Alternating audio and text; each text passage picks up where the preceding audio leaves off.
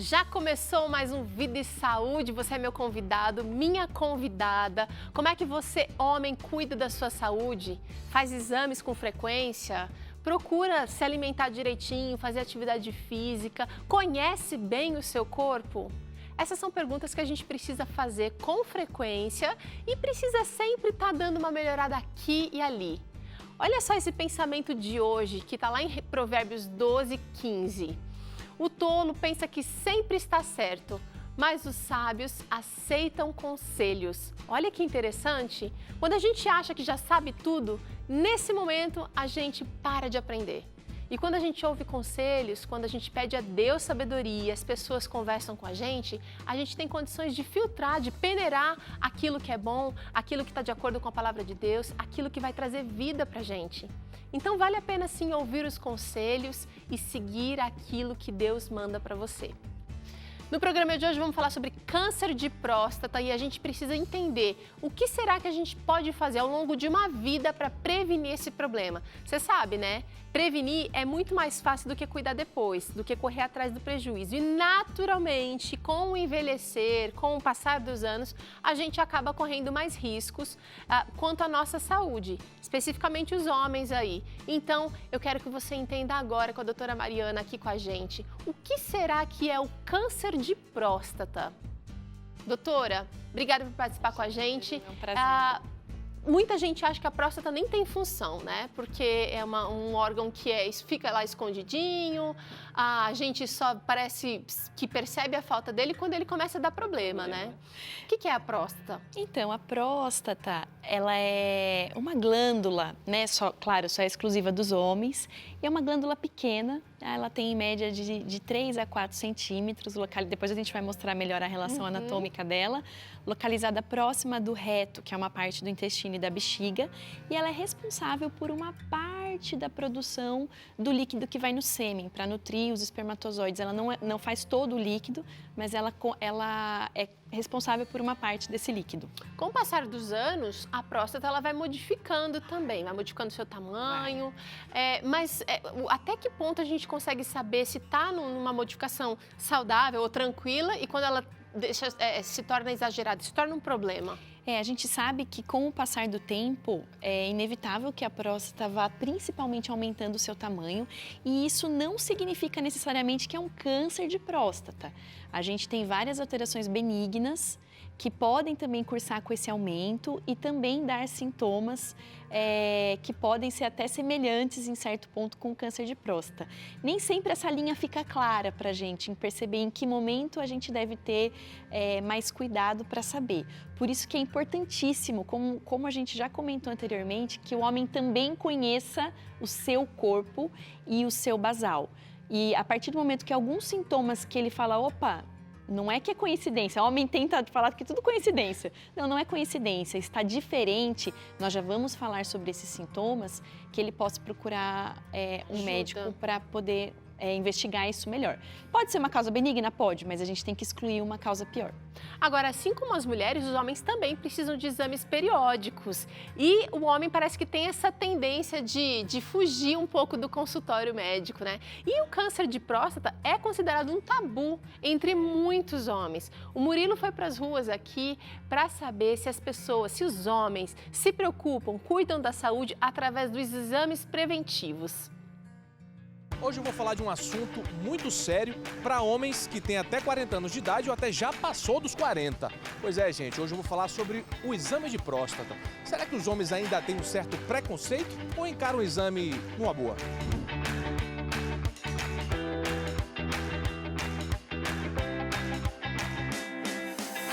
Tem que se cuidar, né? Porque a gente tem que se prevenir, né? Nunca se sai pra frente, né? Com certeza eu procuro me cuidar. Eu acho fundamental cuidar da saúde porque eu estou numa faixa etária que requer cuidados. Na hora, essa é uma das coisas que o ser humano, no meu bom entender, ele tem o direito e o respeito por ele próprio. Eu creio que todo homem deveria fazer um exame periodicamente porque é fundamental, haja vista o número de mortos em decorrência do câncer da próstata. Eu não tenho nada, né? Eu já fiz exame, já fiz tudo. né? Mas eu não tenho preconceito nenhum sobre isso. Fazer exame, vou ter que fazer, porque eu tenho que cuidar da minha saúde. Não é ficar com tanto preconceito, a gente tem que cuidar da nossa saúde, né? Na realidade, eu já fiz 3 exames na minha vida. Fiz um com 44, fiz um com 54 e fiz o último agora com 60 anos. É uma questão de vida, gente. É uma questão de ter lógica. Não há porque vai perder a sua masculinidade. Muito pelo contrário. Que vale a saúde, não preconceito. Vale a saúde, então tem que cuidar da saúde. Deixar o preconceito pro lado. Tô gostando de ver, hein, meninos? Estão todos animados, mas eu não vi... Um ali disse, ó, eu fui no médico X datas. Todo mundo fala que se cuida, que tem que se cuidar mesmo, mas tem que marcar. E você que tem essa dificuldade, acho que vale muito a pena, doutora, confiar na sua companheira. Pede para ela marcar para você, né? Pede para ela ir junto com você, se você tem esse receio, porque às vezes, quando a companheira vai junto, parece que dá aquele... Geralmente é assim. O compromisso está marcado. Geralmente assim. A gente vê a difícil aderência do homem, não só até, por exemplo, pela diagnóstico, próstata, mas outras comorbidades também é uma aderência mais difícil. Então, às vezes, hipertensão, colesterol, diabetes, geralmente eles costumam ser menos aderentes e deixar a coisa andar. Então, vamos mudar esse dado, viu, meninos? Agora é o seguinte, quais serão os fatores de risco para o câncer de próstata? O que será que a gente faz ao longo da vida que pode aumentar a nossa chance de ter o câncer? Tem várias coisas que ao longo do tempo estão sendo associadas a câncer de próstata. A gente não consegue dizer isso de maneira absoluta, certo. Olha, é o total responsável por isso, mas a gente sabe que existe uma relação. Então, vamos trabalhar naquilo que a gente conhece. O que a gente fala mais hoje em dia? Como você já comentou, a idade é um dos principais fatores de risco. Quanto mais tempo de vida, mais tempo para desenvolver. E a gente sabe que o câncer de próstata costuma acontecer em idades mais avançadas, 6ª, 7ª, 8ª década de vida. A história familiar de câncer é uma coisa que é um sinal de alarme tão grande que até muda um pouco o nosso rastreio, né? Então, a gente tem que ter um cuidado mais especial com as pessoas que têm história familiar de câncer de próstata e o gênero também. Então, a gente sabe que pacientes de raça negra, principalmente com histórico familiar, a gente tem que ficar mais em cima desses pacientes, porque além deles terem tumores mais precoces, são tumores mais agressivos também, quando tem. Então, o gênero também dita um pouquinho mais o nosso cuidado. Entendi. O sedentarismo, que é o mal, acho que do nosso século, está presente em diversos outros tumores e também tem sido descrito como um fator de risco para câncer de próstata. Bom, vamos ver, tem mais coisa que são fator de risco aqui. Um vai trazendo o outro, né? Então, a gente vê o sedentarismo, isso vai levando ao sobrepeso, a uma alimentação inadequada, rica em carboidratos, rica em gorduras e associado ainda com o tabagismo, isso gera um estilo de vida totalmente fora do ideal, que a gente sabe que também está envolvido no aumento do risco. Digamos que uma pessoa descobriu que está com a próstata alterada. Ela ainda não fez o diagnóstico de câncer, mas ela entende que ela está precisando mudar. Vamos falar desses 3 aqui itens da vida dela. Ela já vai ter benefícios, doutora? Vai melhorar a alimentação, vai abandonar o tabagismo? Com certeza. E não só pensando na próstata, pensando nela como um todo, a gente com certeza vai conseguir algum ganho bem positivo. Tá, então, olha, gente, eu queria mostrar aqui para vocês, eu queria inclusive que a doutora explicasse como é que acontece da próstata se tornar um local propício para o câncer. A gente sabe que, como a gente falou no começo, a próstata é uma glândula e as células, como em todos os outros lugares do corpo, ficam se replicando. A gente viu aqui várias células se dividindo. Isso faz parte do nosso corpo normal. A qualquer momento, a gente está proliferando células para poder manter o nosso corpo vivo. Na próstata não é diferente. Em algum momento, gatilhado por fatores de risco... mostrar de novo. Exatamente, olha, as células vão se replicando. Isso é normal. Isso faz parte do nosso organismo, de um organismo saudável e vivo. Em algum momento, alguma dessas células se replicam de maneira errônea, fogem do mecanismo de reparo do organismo e começam a criar nichos de células, né, diferentes do normal, da padrão. E aí a gente começa a ter um crescimento desenfreado, desacelerado e, consequentemente, a perpetuação, né, de um câncer. Para a próstata não é diferente. Vamos tentar entender, doutora, a maioria dos cânceres que a gente tem falado aqui, às vezes o começo ele é quase que imperceptível, porque está acontecendo coisa internamente. No caso da próstata, a gente tem aqui algumas representações de possíveis efeitos colaterais. Sim, sintomas. Vamos falar de sintomas da próstata, né? Do câncer de próstata. Vamos começar aqui com essa primeira manifestação, que talvez seja uma que assusta um pouco os homens. A dor a urinar, como a próstata, ela está muito próxima da uretra, então ela pode comprimir um pouco a saída de urina e causar um pouco de dor. Lembrando que dor a urinar podem ser vários outros diagnósticos diferenciais, então prostatite, até infecção de urina. Mas se for uma dor persistente, já excluído as outras situações, a gente tem que pensar em investigar um pouco mais a fundo. Bom, aí tem dificuldade. É uma consequência, é um dos sintomas mais frequentes, né, do aumento da próstata, porque ela faz uma compressão na saída da urina e às vezes o homem nota que ele precisa fazer uma força que antes ele não precisava fazer para urinar. Tá. Relacionado com dor e dificuldade, a gente tem uma Queimação. sensação de queimação. Doutora. Isso também pode aparecer no decorrer do curso de qualquer prostatite também ou aumento prostático. Mas é um sintoma que a gente tem que ficar de olho.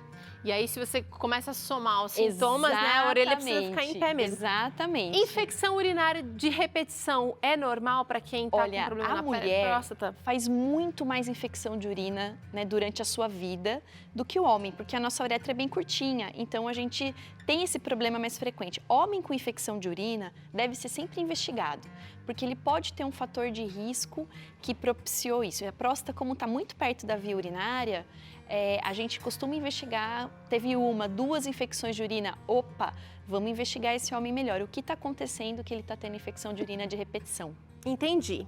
Também dor na região entre o ânus e o escroto, doutora? Exatamente pela localização anatômica da próstata, está muito perto do reto. Depois a gente vai mostrar A gente mostra que é a saída do intestino, então pode ter algum comprometimento dessa região. Sangramento ao urinar. Justamente por estar envolvido próximo da via urinária, a gente pode ter esse sintoma. Sangue na urina sempre é um sinal de alarme para qualquer coisa, tá?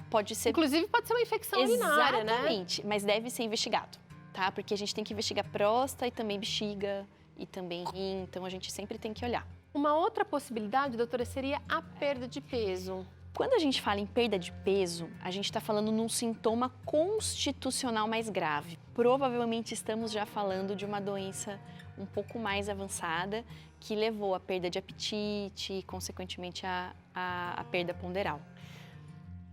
Aqui um dos últimos sintomas, a gente não está assim deixando só para isso aqui, mas isso aqui está exemplificando os mais comuns, né?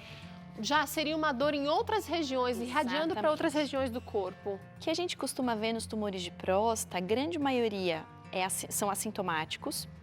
Quando eles têm sintoma, a gente até colocou na ordem, geralmente são sintomas locais, né? Então, dificuldade para urinar, força, ou então urinar várias vezes durante o dia ou à noite, são sintomas mais locais. Quando a gente fala de dores, isso sugere uma doença bem mais avançada, que graças a Deus não é a maioria, né, não faz parte da maioria dos casos, mas fala a favor do principal sítio, no principal lugar de doença à distância da próstata, que é o osso. Então pode irradiar para outros, câncer não tratado, um câncer de próstata A história natural da doença é a piora dos sintomas locais, por aumento da própria próstata e, dependendo do caso, metástase à distância, principalmente para osso. Olha só que interessante. Então, precisa ficar alerta, precisa cuidar. Se você está sentindo alguma coisa diferente, conversa com alguém, conversa com a sua filha, com o seu filho, com a sua esposa, com algum amigo que possa, de repente, te ajudar, te indicar um médico para que você tire todas as dúvidas. Faça exames. Eu quero saber que exames são esses, doutora, que tem que fazer. Por que o homem tem tanto medo de ir para o médico? É uma resistência difícil, porque a gente fala em 2 exames combinados. O exame sérico, né, que é a medida do PSA, que é uma substância produzida somente pela próstata, que é fácil de fazer, né, porque você vai, colhe o sangue.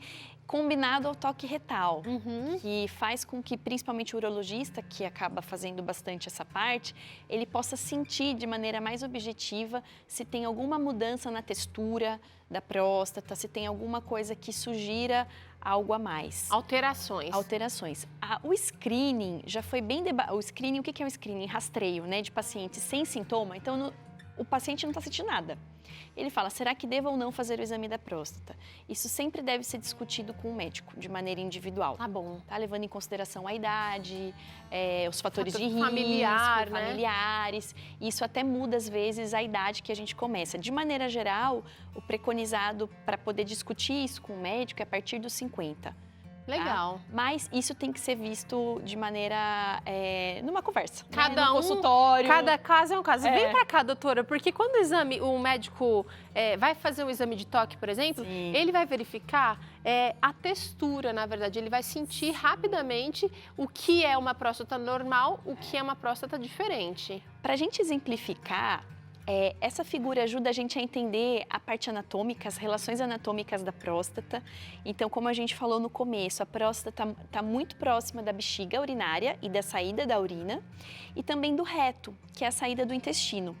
Então, se ela é bem pequena, né? A gente até exemplificou aqui alguns tamanhos, porque ela mede em média 3 a 4 centímetros e o peso de uma próstata normal é de 20 a 25 gramas. Pequenininha. Pequenininha, mais ou menos isso que a gente espera.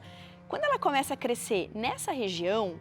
Não tem muito espaço aí. Não tem para onde crescer. Então, ela pode comprometer a bexiga, pode comprometer a saída da urina, pode dar alteração, às vezes, para evacuar, porque ela vai crescendo próximo dessas áreas que ela está de comprimir alguma vizinha. coisa. Exatamente. Agora, ó, se a gente pegar, por exemplo, uma próstata do tamanho normal, a gente tá com uma aqui bem pequenininha, e aí você começa olha, para você ter noção do aumento. Olha aqui. Olha o espaço, ela está apertando outras regiões e assim vai crescendo. Então, ela pode, uma próstata aumentada, realmente ela vai causar muito incômodo. Muitos sintomas. Por isso que os primeiros sintomas costumam ser locais, tá? Pelas relações dos vizinhos entre a próstata. E quando o urologista toca, então a primeira coisa que ele vê, além de tentar estimar o tamanho, é a textura, né? Quando a gente fala em lesões tumorais, a gente costuma falar em lesões mais endurecidas. Essa aqui tá bem dura. Tá bem dura. Então é bem diferente. Essa né, aqui tá levemente durinha. Tocar uma coisa que você consegue comprimir um pouco, né? Depois que você já comprime menos, pode ser até por alterações benignas. Quando você pega endurecida, às vezes não é até a próstata inteira, mas alguma região muito endurecida, mais aderida, mais fixa, isso merece uma investigação mais aprofundada. Doutora, quando você disse lá que um dos fatores de risco seria uma má alimentação, você está falando de que tipo de comida? A gente colocou ali uma batata frita para exemplificar. Mas a alimentação e o estilo de vida, você falou de atividade física também, realmente fazem diferença na saúde do homem. Faz muita diferença.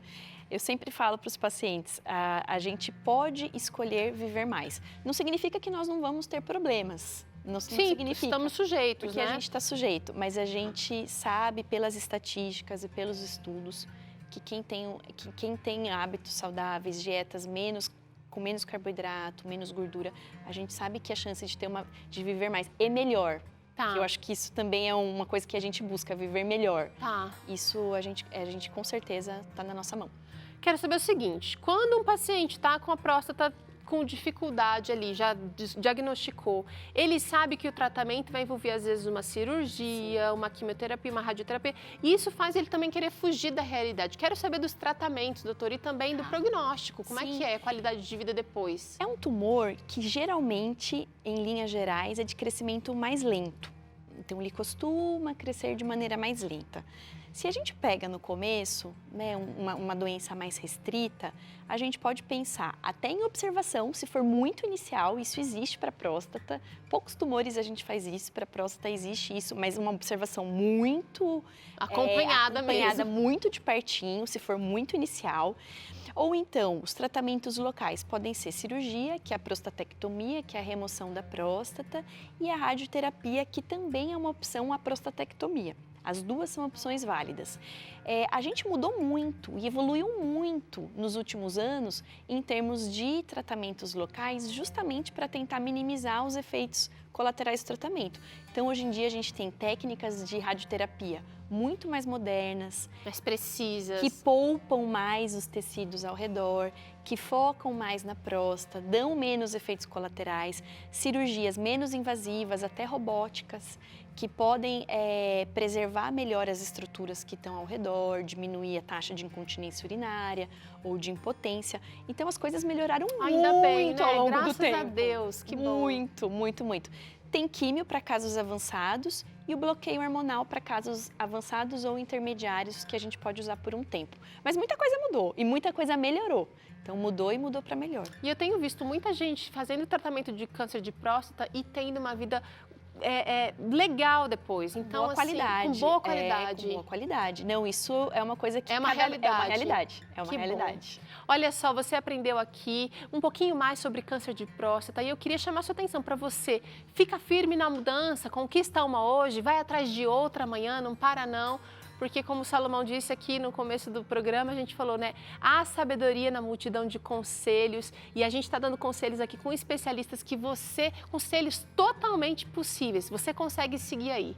Doutora Mariana, obrigada, viu? Foi um prazer, foi um prazer. A gente vai fazer uma rápida pausa aqui e no próximo bloco, a nutricionista Adriana Boganha ensina pra gente o que deve ser feito na hora de congelar e descongelar os alimentos. E ainda hoje tem alfajor argentino para você aprender a fazer aqui com a gente no Vida e Saúde. Sai daí não, eu já volto.